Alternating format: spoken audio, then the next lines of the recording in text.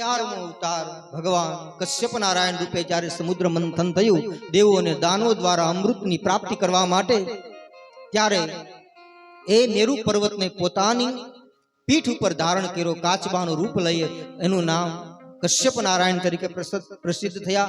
12મો અવતાર એ જ સમુદ્ર મંથન થી જ્યારે અમૃત પ્રગટ થયું ત્યારે હાથમાં અમૃત કુંભ લઈને પ્રગટ થયા એ ધન્વંતરી ભગવાન, ધન્વંતરી નારાયણ, જેણે આયુર્વેદ પણ આ જગતને પ્રદાન કર્યું.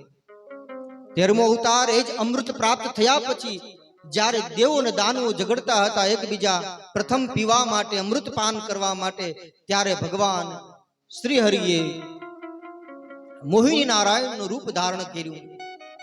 અને એ 13મો અવતાર 14મો અવતાર ભગવાન નૃસિંહ નારાયણ રૂપે, જે હમણાં જ નૃસિંહ જયંતિ ગઈ છે, વૈશાખ શુક્લ 14 વિશાલ, એ સમય ભગવાન પોતાના ભક્ત માટે, પ્રહલાદ માટે સ્તંભમાંથી પ્રગટ થયા અને પોતાના ભક્ત વત્સલ ભગવાન ભક્તને ઉગાર્યો છે, હિરણાકંસનો ઉદ્ધાર કર્યો. તો એ 14મો અવતાર 15મો અવતાર ભગવાન વામન નારાયણ, જે ભૃગુ કચ્છ નામનું એક તીર્થ ક્ષેત્ર, જે હાલનું આપણું ભરૂચ અને સુરતની બાજુ, જે નર્મદાના તટ પાસે, જ્યાં બલિ મહારાજ યજ્ઞ કરતા હતા દૈત્ય ગુરુ શુક્રાચાર્યના કહેવાથી, એ સમય ભગવાન વામન બટુક રૂપ ધારણ કરી અને ત્યાં 3 ડગલા જમીન માંગે છે અને બલિને પોતાના આધીન બનાવે છે. વામન નારાયણની કથા છે, આખું વામન પુરાણ છે. આ એક એક અવતારના એક એક પુરાણો છે. 16મો અવતાર ભગવાન પરશુરામ, જેણે ધર્મ જગતની શિક્ષા આપી.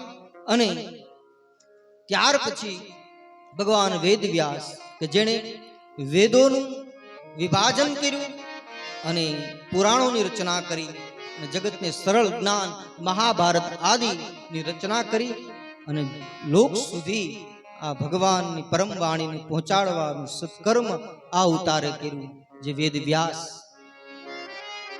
અને ત્યાર પછી 19મો અવતાર ભગવાન બલરામજી,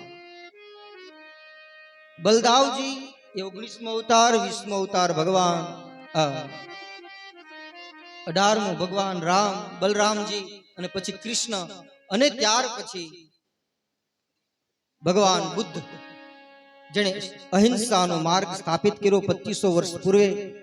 અને એમાં આપણા શાસ્ત્રની અંદર કહેવામાં આવ્યું છે કે કલ્કી નારાયણ રૂપે ભગવાન અવતાર ધારણ કરશે, એટલે 22મો અવતાર થાય. કલ્કી રૂપે 22મો અવતાર, એમાં 2 અવતાર જોડી દેવાના. એક મનુ મહારાજ સ્વયંભૂ મનુ અરુ સતરૂપા, જિંતે ભે નર સૃષ્ટિ અનુપા. અને ધર્મ આમ ગણતા ટોટલ 24 અવતારોની કથા આપણા પુરાણોમાં આવી છે.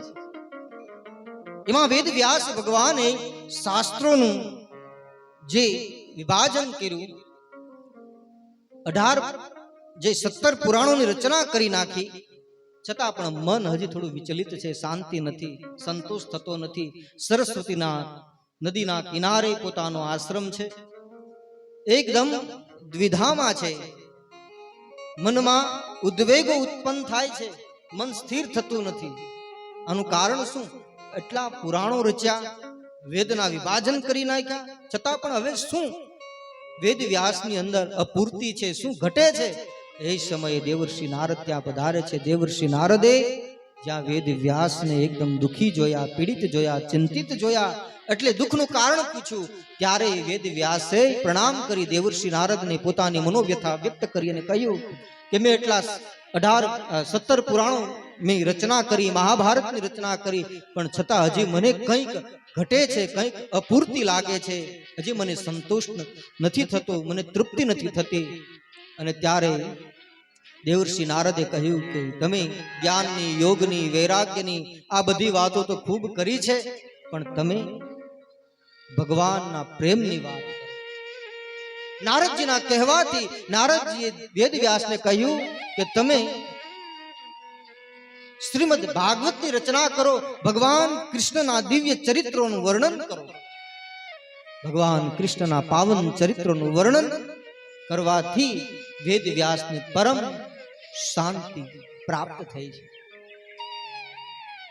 જીવનમાં બધું જ હશે, જ્ઞાન વૈરાગ્ય તપ બધું જ હશે, સત્તા સંપત્તિ સંતતિ, પણ જ્યાં સુધી જીવનની અંદર પરમ તત્વ નહીં આવે, કૃષ્ણ તત્વ નહીં આવે, ત્યાં સુધી જીવને સંતુષ્ટિ નહીં થાય. આપણે વેદ વ્યાસ જેવા જ્ઞાની તો નથી, આપણે તેના માર્ગે પણ ચાલી શકીએ એવી કક્ષા આપણી નથી. કલયુગના જીવો છીએ હું ને તમે. ભગવાન વેદ વ્યાસ લખે છે, ઉદરમ ભરીણો જીવાવરાકા કુટ ભાષિણા. ભાગવત પુરાણ ની અંદર ઉદરમ ભરીણો, પોતાના ઉદરને ભરનારા, કુટ ભાષિણો, જેવું તેવું બોલનારા, અવિવેક પૂર્વક બોલનારા, મંદ બુદ્ધિવાળા લોકો આ કલયુગમાં હશે. ને એમાં ભગવાન વેદ વ્યાસે શ્રીમદ ભાગવતની રચના કરી છે. નારદજીના કહેવાથી એ સમયમાં 88,000 ઋષિ મુનિઓ નૈમિષારણ્ય ક્ષેત્રમાં બેસી અને સુત પુરાણીજી એ ભગવાનની કથા ગાય.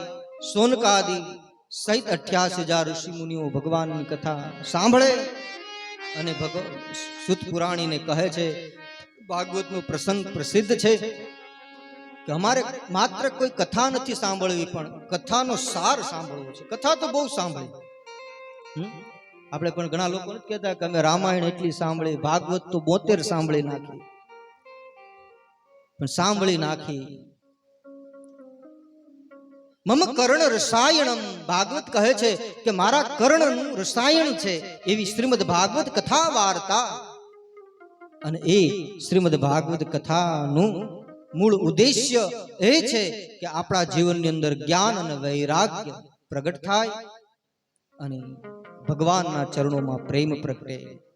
આ દિવ્ય કથા શ્રીમદ ભાગવત જે આપણે દર્શન કરાવે છે.